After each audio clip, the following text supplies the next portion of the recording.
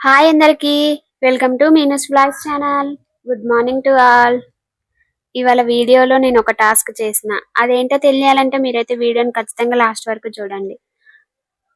అలాగే ఆ బంగారు చేతులతోనే నా ఛానల్ని సబ్స్క్రైబ్ చేసుకోండి.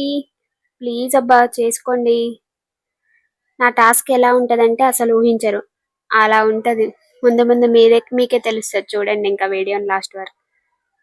మార్నింగ్ ఈ మధ్య 6కే లేస్తున్నా. సన్లైట్ అనే వంకతో. అది వంక అనాలో హెల్దీ అనాలో ఏం అర్థం కావట్లేదు. కానీ రోజు మాత్రం మబ్బు పడుతుంది. లేచి ఇక ఎందుకులే టైం వేస్ట్ అని నా పని నేను చేసుకుంటున్నా. నా పని నేను చేసుకోక ఏం చేయాలి చెప్పండి. ఎంతసేపు చూసినా ఎండ అయితే రాదు. వెయిట్ చేసి ఇంకా ఎండ రావట్లేదని లోపలికి వెళ్ళిపోతా. లేచి అయితే బెడ్షీట్ ఫోల్డ్ చేసుకున్నా. ఆ జెండు బామ్ అయితే ఎప్పుడు పక్కనే ఉంటది. అంతగా వాడను కానీ పక్కనే ఉంటది అంతే. ఇంకా అది నాకైతే జెండుమాన్ స్మెల్ చూసినా రాసుకున్న తలకి ఫుల్ నిద్ర వస్తుంది. ఎప్పుడైనా నిద్ర రాని టైంలో ఉత్తగా స్మెల్ చూసినా కూడా నిద్ర వస్తుంది. కానీ నేనేం మరీ అలా అలవాటు పడిపోలేండి. నేను హెడ్ఏక్ వచ్చినప్పుడు మాత్రమే పెట్టుకుంటా ఎప్పుడో ఒకసారి. ఆ స్మెల్ అయితే బాగుంటది, అదైతే నిజం. ఇంకా పెట్రోల్ కెరోసిన్ స్మెల్ అయితే ఇంకా బాగుంటది. అదైనా ఇప్పుడు కిరోసిన్ ఎడ దొరుకుతుంది లేండి. ఎప్పుడో అప్పుడు ఉండే. ఇప్పుడైతే అసలు కిరోసిన్ అన్న మాటే లేదు. కిరోసిన్ కంటే ఇంకా పెట్రోల్ స్మెల్ అయితే చాలా బాగుంటది. సరే సరే సరే సరే ఇక మన వ్లాగ్ ఎక్కడి వరకు వచ్చింది, అసలు స్టార్ట్ అయిందా లేదా? బ్రష్ చేయాలి ఇప్పుడు. ఒక బఠానీ గింజంత పేస్ట్ పెట్టుకొని 2 minutes బ్రష్ చేయడం కంప్లీట్ చేసుకొని వచ్చేసిన. ఎమ్మటే అలా పోయి ఇలా వచ్చేసిన. ఆ తర్వాత వామ్ వాటర్ అయితే తాగేసిన. అప్పుడే మా హాస్టల్లో మోటార్ కాలిపోయింది. ఫుల్ పొగలు మంట కూడా వచ్చింది. వెంటనే ఆంటీ మీటర్ ఆఫ్ చేసింది. ఓనర్ కాల్ చేసి చెప్పేసింది. ఆంటీ పడిన టెన్షన్ అంతా ఇంత కదా. ఆమెను చూసే నాకు ఫుల్ టెన్షన్ అయింది. అంటే అసలు అది మంట కదా, మళ్ళీ అసలే మోటార్ ఇంకేమైతుందో అని. అసలు ఆ మోటార్ ఏదో మూలకుంటది, మాకైతే కనిపించని కూడా కనిపించదు. మా పక్కన ఆంటీ చూసి మరీ చెప్పింది. లేకుంటే ఏమయ్యేదో ఏమో. మీటర్లన్నీ మా రూమ్ ముందే ఉంటాయి అన్ని. వామ్ వాటర్ తాగి కరెంట్ కూడా లేదు. ఇక కాసేపు అయితే వాటర్ కూడా రావని అర్థమైంది. మరి ఇంకా అది ఎప్పటికి చేస్తారో ఏమో మోటార్ అని ఫస్ట్ అయితే ఫ్రెష్ అయ్యి వచ్చిన. మళ్ళీ ఆ మోటార్ రిపేర్ చేసేలో ఎంత టైం పడుతుందో కూడా తెలియదు. ఫ్రెష్ అయ్యి వచ్చి టిఫిన్ కి అయితే వెళ్ళిన. ఇవాళ టిఫిన్ వచ్చేసి ఇడ్లీ. మార్నింగ్ బ్రేక్ఫాస్ట్ అయితే చాలా ఇంపార్టెంట్. నాకే కాదు ఎవరికైనా ఇంపార్టెంటే. ఎందుకు అస్సలు స్కిప్ చేయొద్దు, ఏదో తప్పని సిచ్యువేషన్ లో తప్ప. అది స్కిప్ చేస్తే మధ్యలో ఆకలి ఎక్కువగా అనిపిస్తుంది. టిఫిన్ అంటే ఇడ్లీ దోశ బోండా ఇవే తినాలని కాదు, మనకి అవైలబుల్ గా ఉంది ఏదైనా తీసుకోవచ్చు. టిఫిన్ అయితే చాలా బాగుంది ఈ రోజు. ఇడ్లీ నాకు ఎందుకు ఇవాళ నచ్చినాయి. ఎప్పుడైనా నేను టాబ్లెట్ లెవెల్లో మింగేదాన్ని, కానీ ఈ రోజు ఇష్టంగా తిన్నా. అందులో ఒకటి ఇవాళ నేను వెళ్ళిన టైంకే ఇడ్లీ తీస్తుంది అనమాట అందులో నుంచి. అందుకని కొంచెం వేడి వేడిగా ఉండేసరికి ఇంకా బాగా నచ్చినాయి. చట్నీ కూడా కారం తగ్గించింది ఈ రోజు. చట్నీ కూడా టేస్ట్ బాగుంది. 3 రోజుల నుంచి చెప్పంగా చెప్పంగా ఈ రోజు తగ్గించిందమ్మా. సాంబార్ కూడా చేసింది, కానీ అది పప్పు అనుకుంటా, సాంబార్ కాదు. మ్యాంగో పప్పు పెట్టింది అనుకుంటా. ఆఫ్టర్నూన్ ఇంకా మార్నింగ్ కూడా ఎవరైనా కావాలంటే ఇడ్లీలలో కూడా వేసుకొని తింటారు. అది కూడా ఫుల్ పుల్లగా ఉంది. అయినా సాంబార్ అయితే కొంచెం లైట్ గా ఉంటది, మరీ అంత థిక్ గా ఉండదు. సేమ్ పప్పు కన్సిస్టెన్సీ ఉంది దానికైతే. నేనైతే చట్నీయే బాగుందని తినేసి అది పడేసిన ఇంకా. ఈ ఎండ కోసం వెయిట్ చేసి చేసి విసుగు వస్తుంది, అది మాత్రం రావట్లే. నేను ఛాలెంజ్ తీసుకున్న టైం ఎలాంటిదో కానీ అసలు ఒక్క రోజు కూడా నేను ఎండలో కూర్చోలే సరిగా. రోజు వర్షం వస్తుంది. మార్నింగ్ టైంలో ఎండనే రావట్లే. ఆఫ్టర్నూన్ టైం ఫుల్ ఎండ వస్తుంది. ఆ ఎండలో కూర్చుంటే విటమిన్ డి వచ్చుడేమో గానీ నాకు ఫీవర్ వస్తుంది అనిపిస్తుంది. ఆ తర్వాత మ్యాథ్స్ ప్రాక్టీస్ చేసుకున్నా నేనైతే ఇంకా. అది చేస్తుంటేనే నా పక్కన ఒక బ్లింకిట్ కవర్ కనిపించింది. దీని మీద ఇలా కొన్ని లాజికల్ క్వశ్చన్స్ ఉన్నాయి. అంటే అంత మరీ డిఫికల్ట్ ఏం లేవులే కానీ నార్మల్ గా ఉన్నాయి. అంటే ఇప్పుడు ఎస్ఐపిసి లో అంటే ఇంతకంటే డిఫికల్టే ఉంటాయి. ఫజిల్స్ ఇలాంటి క్వశ్చన్స్. కానీ ఇందులో ఒక నార్మల్ ఉన్నాయి. ఒకసారి చేసి చూద్దాం, కొంచెం ఫన్ గా కూడా ఉంటది. అవి దారి కనుక్కోవడం అలాంటివి అని ఓపెన్ చేసిన. సరే కొంచెం మైండ్ కూడా పని చెప్దాం, చిన్న చిన్న ప్రాబ్లమ్స్ కూడా ఉన్నాయిగా అనుకున్నా. అందుకే ఫస్ట్ అయితే చూద్దాం ఇప్పుడు. ఫస్ట్ దాంట్లో అయితే ఒక ఒక మ్యాచ్ స్టిక్ ని మూవ్ చేస్తే ఆ ఈక్వేషన్ కరెక్ట్ అవుతుంది అనమాట. అక్కడ 8+5 = 2 అని ఉంది. అందులో ఒక ఒక దాన్ని మూవ్ చేస్తే ఆ ఈక్వేషన్ కరెక్ట్ అవుతుంది. ఆన్సర్ 2 రావాలి. ఆన్సర్ 2 రావాలి అని అంటే ఏం చేయాలి, నిలువు లైన్ ప్లస్ ఉంటది కదా, ఆ ప్లస్ నిలువు లైన్ ని తీసి 5 కి అటాచ్ చేసినాం అనుకో, కింద అటాచ్ చేస్తే 6 అవుతుంది. అది 5 కాస్త 6 అవుతుంది. 8 - 6 అవుతుంది. అప్పుడు అప్పుడు 2 అవుతుంది. అప్పుడు ఈక్వేషన్ కూడా కరెక్ట్ అవుతుంది. ఫైనల్ గా ఫస్ట్ దాని ఆన్సర్ వచ్చేసి 8 - 6 = 2. నెక్స్ట్ ఇది చూద్దాం. 30 - 7 అని ఉంది, అంటే =31 అని రావాలి. ఇందులో 7 లోని పై లైన్ తీసి మైనస్ ని ప్లస్ చేసినాం అనుకోండి, 30 + 1 31 అవుతుంది. ఆన్సర్ 30 + 1 31.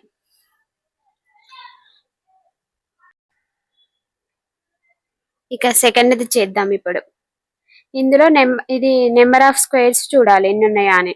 నేనైతే కౌంట్ చేసిన, నెంబర్ కూడా వేసా, నాకైతే 15 వచ్చాయి.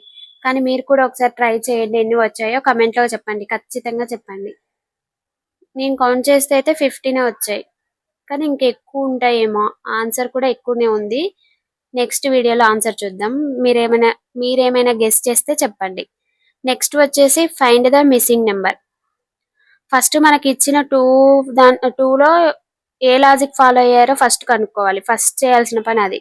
ఆ తర్వాత ఇంకా మనకి ఇంకా ఫైండ్ అవుట్ చేయమన్న దాన్ని చూడాలి. అప్పుడు ఫస్ట్ అయితే ఆపోజిట్ సైడ్స్ యాడ్ చేస్తే సేమ్ నెంబర్ వచ్చింది అనమాట. అంటే 4 + 4 = 8, 6 + 2 = 8, 5 + 3 = 8. నెక్స్ట్ దాంట్లో 5 + 2 = 7, 6 + 1 = 7, 4 + 3 = 7. అలాగే ఇంకా మనకి ఇచ్చిన లాస్ట్ చూద్దాం. 7 + 2 = 9, 5 + 4 = 3. 9. 3 + 6 = 9. 3కి ఎంత యాడ్ చేస్తే 9 అవుతుంది? 6 కాబట్టి ఆన్సర్ వచ్చేసి 6. ఇక్కడ సింపులే ఉన్నాయి, కానీ ఎస్ఐపిసి ఎగ్జామ్స్ లో అయితే చాలా టఫ్ ఉంటాయి. 4th వన్ వచ్చేసి 5 డిఫరెన్సెస్ కనుక్కోవాలి. ఇదైతే కొంచెం ఫన్ గా ఉంటాయి. ఇవైతే పైనవైతే లాజిక్ వే. నార్మల్ గా ఈ మోడల్ దాంట్లో కూడా ఎగ్జామ్స్ లో కూడా ఉంటాయి. నేను టిక్ పెట్టా, ఫస్ట్ పైన ఏదో ఫ్లాగ్ లాగా ఉంది, అక్కడే ఇంకోటి కూడా ఉంది. నెక్స్ట్ వచ్చేసి 2 ఫిషెస్, ఆ ఫిష్ లలో ఉన్నాయి 2. లాస్ట్ వన్ వచ్చేసి సర్కిల్. 5th వన్ వచ్చేసి మ్యాచ్ ద ఫాలోయింగ్ అన్నమాట. ఇవైతే సినోనిమ్సే. ఫస్ట్ వచ్చేసి కరేజ్.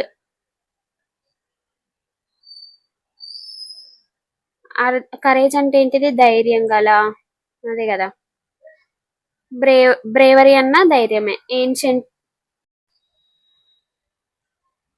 నెక్స్ట్ వచ్చేసి ఏన్షియంట్. ఏన్షియంట్ అంటే ప్రాచీన అని అర్థం. ఓల్డ్ అన్న సేమ్ మీనింగ్ వస్తుంది. క్రియేట్ అంటే మేక్. ఎనార్మస్ అంటే అంటే అర్థం అపారమైన. హ్యూజ్ అన్నా కూడా అపారమైన అనే వస్తుంది మీనింగ్. నెక్స్ట్ ర్యాపిడ్ కి ఫాస్ట్. హానెస్ట్ అంటే ట్రూత్ఫుల్. నెక్స్ట్ వచ్చేసి స్పెల్లింగ్ కరెక్ట్ గా అరేంజ్ చేయాలన్నమాట. అంటే జంబ్లింగ్ ఇచ్చిండు, మనం అరేంజ్ చేయాలి. ఇవైతే భలే ఉంటాయి. ఇవి చూస్తుంటే ఒక రకంగా ఫజిల్, నెంబర్ ఆఫ్ స్క్వేర్స్ ఇవన్నీ రీజనింగ్ లో పార్టే అనిపిస్తుంది. నిజంగా ఈ మోడల్ క్వశ్చన్స్ కూడా చాలా ఉంటాయి అందులో. ఇది కూడా చేసేసిన, మనకు తెలిసినవే అయినా జంబ్లింగ్ ఉంటే సరిగా గుర్తుపట్టడానికే రావట్లేదు. మొత్తానికైతే చేసేసిన. నెక్స్ట్ ఒక ఈక్వేషన్ ఉంది, క్వాడ్రాటిక్ ఈక్వేషన్ అంటారు దీన్ని. చాలా సింపుల్ ఫ్యాక్టర్స్ ఉన్నాయి, కనుక్కోవడం ఈజీ, చాలా ఈజీ. నేను నెక్స్ట్ ఈ ఈక్వేషన్ ని నేను అక్కడనే దాని కిందనే చేసిన, వీడియోలో చూడండి ఒకసారి. నెక్స్ట్ అయితే 5th వన్ వచ్చేసి నెంబర్స్ ని డివైడ్ చేయాలి. ఫస్ట్ అయితే 75/3 ఉంది, అంటే 75 ఉంది కదా, దాన్ని అందులో 3 ఉన్నాయి కాబట్టి 3 తో డివైడ్ చేసిన. 25 అంటే ఒక్కొక్కటి 25 అని అర్థం. అంటే బనానా = 25. నెక్స్ట్ దాంట్లో ఒక బనానా ఉంది కాబట్టి ఆ 35 లో 25 తీసేస్తే 10. మిగతా వాటర్ మిలాన్ చెరీ 5 అవుతుంది అప్పుడు. అంటే వాటర్ మిలాన్ నెంబర్ 5. నెక్స్ట్ దాంట్లో 13 - 5 చేస్తే 8 కాబట్టి మ్యాంగోకి ఒక్కో దానికి 4. Last final answer mango 4, water melon 5, banana 25. మొత్తం టోటల్ ఆన్సర్ 34. నెక్స్ట్ ఒక ఈక్వేషన్, ఒక క్వశ్చన్ ఎక్స్ప్లెనేషన్ రాసిన ఒక పేపర్ లో. ఇవన్నీ యూజ్ఫుల్ రీజనింగ్, ప్యూర్ మ్యాథ్స్ లో అన్ని యూజ్ అయ్యేవే. ఒకసారి అయితే మీరు కూడా చెక్ చేయండి. అనవసరమైన ఇన్ఫర్మేషన్ అయితే కాదు ఇది.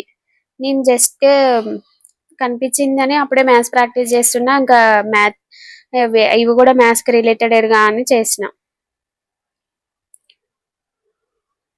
ఇంకా ఇంతకంటే హై స్టాండర్డ్ క్వశ్చన్స్ ఉంటాయి. ఫస్ట్ అయితే ఇవి నేర్చుకుంటేనే కదా నెక్స్ట్ హై స్టాండర్డ్ కి వెళ్ళేది.